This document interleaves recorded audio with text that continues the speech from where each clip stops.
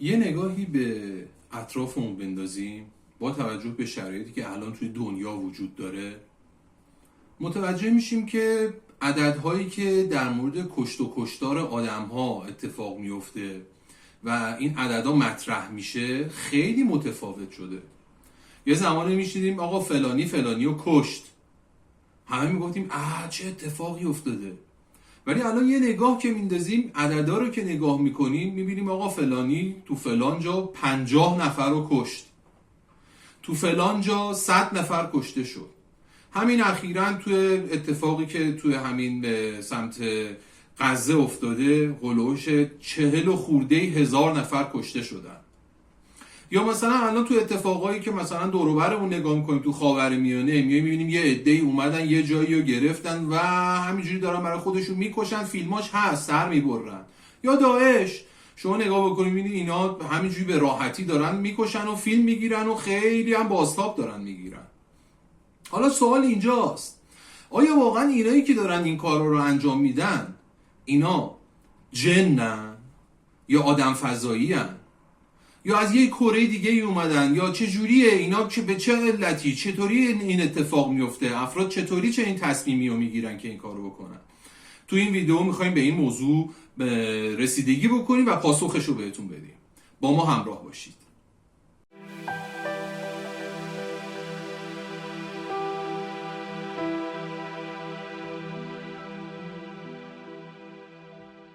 سلام، من حسام الدین هستم. به کانال من خوش اومدین. ما یه طرح مسئله کردیم، گفتیم افرادی که دارن این اتفاق رو به وجود میارن آیا اینا موجودات دیگه ای هستن یا مثل ما انسان هستن؟ خب با توجه به تجربه‌ای که ما توی بحث داعش داشتیم یا همین الان توی مثلا کشورهای خاورمیانه، با این توجه به این انقلاب‌های اخیری که اتفاق افتاده، می‌بینیم کشت و کشتار داره اتفاق میفته. به واسطه کیا؟ به واسطه همون افرادی که تا دیروز توی همون شهر داشتن زندگی میکردن. شاید یکی یک کسب و کاری داشت، شاید یکی یه مغازه‌دار بود، یکی دیگه مکانیک بود، یکی دیگه مهندس بود، یکی دیگه یه شغلی داشت. همین آدما شما میبینید یه تحولی اتفاق میفته، یه جریانی به وجود میاد، میبینید چاقو برمی‌داره سر اون یکی رو میبره یا میره اون یکی رو میکشه. خب اینجا سوال به وجود میاد، اینا تا دیروز آدمای آرومی بودن، اصلا به نظر نمی اومد این بخواد این کارو بکنه، ولی امروز تا یه فرصتی پیش اومد این اتفاقو داره به وجود میاره. ما دور و بر خودمون رو نگاه بکنیم، پس فردا اگر مثلا یه اتفاقی بیفته تو همین دور و بر خودمون میبینیم همسایه بغلی ما بابا داره سر میبره، یا همسایه بالایی، یا اونور کوچه، یا اینور کوچه، یا میبینید دو تا خیابون اونورتر، اینا همه اصلا چهرهشون عوض شد، اصلا تبدیل شدن به باندهای خونخوار عجیب غریبی. چطور این اتفاق میفته؟ سوال اینجاست.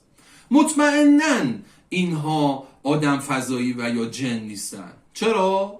برای اینکه اینها سابقه ای داشتن.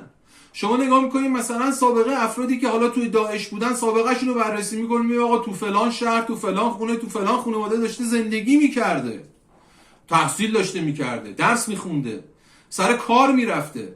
خب پس معلوم میشه که اینم داشته زندگی میکرده مثل بقیه. پس چه موضوع نهفته‌ای در درون این وجود داشته که باعث شده که این کارو بکنه؟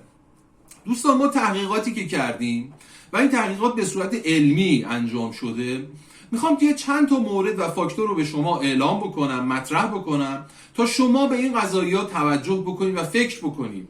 اگر شما هم در معرض این فاکتورها قرار دارید باید مراقب باشید. چرا؟ چون این فاکتورها و موارد به اون روند و اون شرایطی که باعث میشه که فرد دست به یه چنین جنایت‌هایی بزنه کمک میکنه. بادر همین باید دقت بکنیم، ما مستثنا نیستیم، ما هم انسانیم مثل بقیه و دوچار خطا میشیم. هر چقدر بیشتر در معرض این مواردی که میگم قرار بگیریم، ما بیشتر در معرض یک جانی شدن قرار میگیریم. پس به این موضوع دقت بکنیم. دوستان، موضوع اولی که مطرحه توی حالا تحقیقات و اینا اومدن گفتن اکثرا افرادی که این کارو میکنن معمولا اختلالات روانی و ویژگی‌های شخصیتی خاصی دارن. خب حالا این اختلالات روانی میتونه مثلا همون بحث ضد اجتماعی بودن فرد باشه، آنتی سوشیال بودنش باشه، و یا مثلا خیلی بیماری های مختلف روانی دیگه هست، پارانویا، نمیدونم اسکیزوفرنی و امثال هم، که اینها باعث میشه که افراد یه چنین کارایی رو بکنن.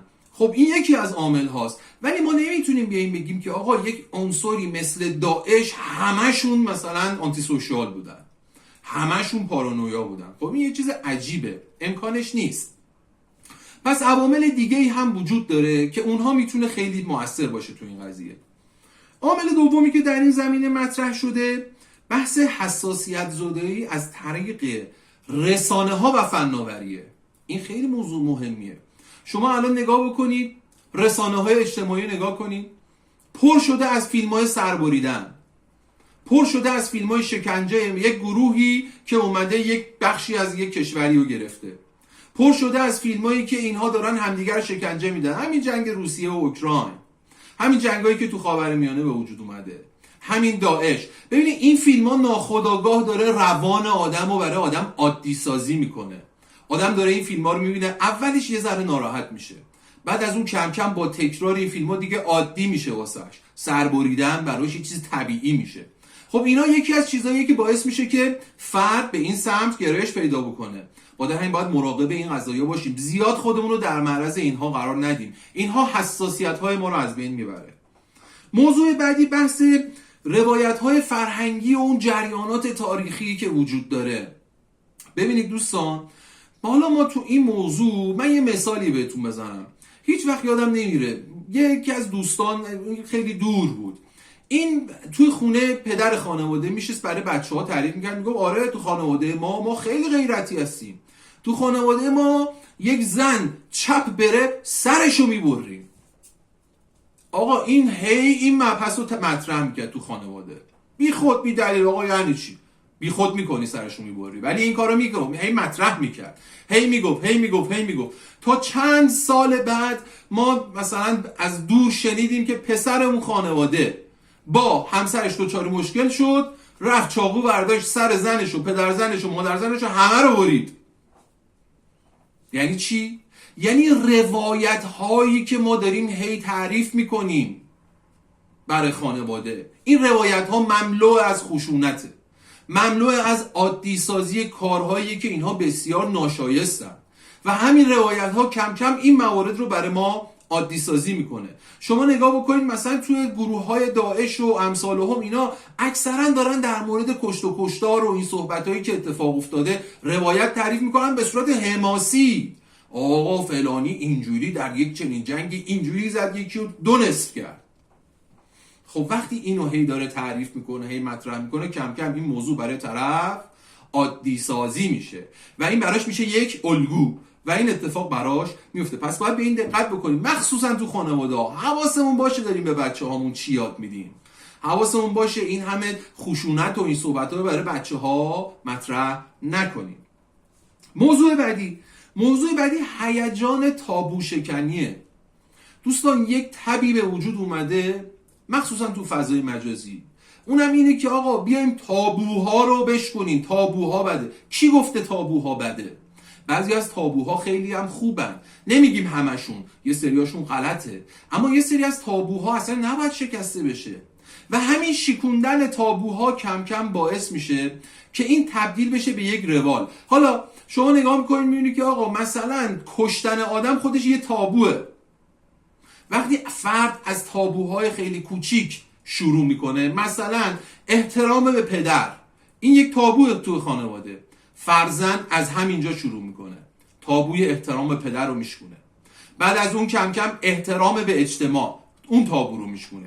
کم کم میبینید رسید به این که آقا بیایم تابوی کشتن انسان رو هم بشکنیم و همین اتفاق هم میفته. به منظور این که به هر حال خود همین موضوع تابو شکنی باعث میشه که یه سری از موارد و پرده ها دریده بشه. الان تو اجتماع میبینیم که آقا مثلا میگم یک موضوعی مثل آقا فرضاً بگیریم حیا، این خودش یه تابوه. میبینید یه افرادی بس انقدر این موضوع رو سعی کردن بشکونن که دیگه اصلا اون احترام شخصیتی که برای خودشون قائلن اونو هم دیگه از بین بردن. یعنی طرف یک ذره دیگه حیا نداره. حالا آقا شما اومدی مثلا توی مدرسه یه کاری کردی، این دیگه باعث شده که آقا طرف مثلا هی حجابشو برده عقب‌تر، یا مثلا خیلی در مورد مسائل جنسی دیگه توی خانواده راحت‌تر صحبت کردن برای اینکه تابو رو بشکنن. دیگه کم کم میبینی آقا دختر دوست پسرش میاره، پسر دوست دخترش میاره، آقا تو خونه حامله میشه از این گروپ را میندازن. یه وضعیت کثافتکاری دیگه. چرا؟ چون تابوها رو به مرور هی آروم آروم میشکنن میرن جلو.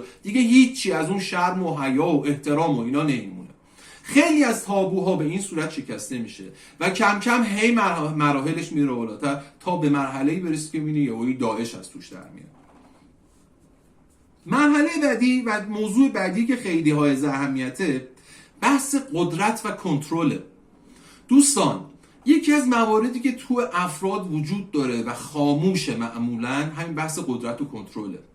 میبینی بعضیا خیلی کنترلگران، خیلی قدرت رو دوست دارن تو یک جای قدرت داشته باشن، به خاطر روی دیگران سلطه پیدا بکنن. این یکی از مواردی که افراد رو به اون مرحله میرسونه، به مرحله‌ای که حتی به خاطرش حاضرن آدم بکشن. ببینید دوستان، بحث قدرت داشتن و کنترل داشتن خیلی موضوع مهمیه از طرفی. چرا؟ چون در جنبه‌های مثبتش ارزشمنده. خب فرد باید قدرت داشته باشه تا بتونه خودش و خانواده‌شو بچرخونه، یا روی خانواده کنترل داشته باشه تا بتونن افراد به هر حال توی یک جمعی توی یک حاشیه امنی قرار بگیرن. اما این وقتی بیش از حد پیش میره جلو، میرسه به مرحله‌ای که فرد دیگه سلطه‌گری داره روی خانواده و مجموعه ایجاد میکنه و بیماری‌هاشو داره اونجا تسری میده، این کم کم تبدیل میشه به یک نزاع درونی بین خود خانواده، بین خود اجتماع، بین ابعاد مختلف یک اجتماع، و این کم کم به مرحله‌ای میرسه که افراد برای اینکه این نیرو رو به دست بیارن حاضرن همدیگر رو نابود بکنن و از بین ببرن، که این موضوع خیلی خطرناکه. یکی از موارد دیگه هم که خیلی تو عصر حاضر مطرح شده و مهمم هست، بحث شیفتگی انسان به مواردی که خیلی دارکن یا روانشناسی تاریک به اینها میگن. ببینید مثلا میگم این بیشتر تو انحرافات جنسی هم خیلی مطرحه. افراد بیشتر به سمت گرایش‌های جنسی فتیش و نمیدونم مازوخیست و سادیست و این صحبت‌ها گرایش پیدا میکنن. دوستان این مواردی که انسان در کل هر چی رو که منعش بکنن به سمتش گرایش پیدا میکنه. یکی از چیزهایی که تو جوامع و انسانها منع شده همین بحث روانشناسی تاریکه، یا همین مواردیه که دارک هستن. خب منع شده برای اینکه زیاد خوب نیست، اما افراد ناخودآگاه چون منع شدن به سمت این گرایش پیدا میکنن و اگر روی این موضوع کنترل نداشته باشن ناخودآگاه هی توی این قضیه غرق میشن، هی عادی‌تر میشه براشون، کم کم از عادی شدن و اینا تبدیل میشه به جذاب شدن و همین جذابیت هی میره جلو تا به یه مرحله‌ای برسه که طرف دچار سادیست میشه، سادیست روانی، و این سادیستی انقدر شدت پیدا میکنه تا به مرحله‌ای میرسه که طرف حاضره به حال اطرافیان و دور و برشون آسیب بزنه و از بین ببره و بکشه. به خاطر همین این مواردی رو که من مطرح کردم، یه سری از موارد دیگه هم هستش که اینا هستن که خیلی به حال تاثیرگذار هستن، اما ما این موارد اساسی هستن که تو جوامع داره اثر میذاره و بر اساس تحقیقات روانشناختی به دست اومده. ازتون خواهش میکنم خودتون رو کنکاش بکنید. ببینید اگر توی خودتون نفرت وجود داره نسبت به افرادی، کینه وجود داره نسبت به افرادی، درونتون ناآروم نسبت به شخصیت‌های دیگه‌ای، باید مراقب باشید. چرا؟ چون این مواردی که بهتون گفتن از جمله نفرت، کینه، اینها سوخت‌هایی هستن که این سوخت‌ها کم کم شما رو سوق میدن به سمت یکی از این موارد و این موارد رو توی شما بولد میکنن، مطرح میکنن، مهمتر میکنن و کم کم شما رو سوق میدن به سمت اتفاقهای ناشایست و بد. به هر حال توی جوامع اینها وجود داره. اینها افرادی نیستن که فضایی باشن یا جن باشن، اینها از اجتماع خودمون در اومدن، خودمون داریم این کارو میکنیم. بیشتر مراقب خانوادهمون باشین، بیشتر مراقب اطرافیانمون باشین و خودمون رو در معرض مواردی که مطرح شد قرار ندیم. آرزوی موفقیت دارم براتون، با ما همراه باشید. خدا نگهدار.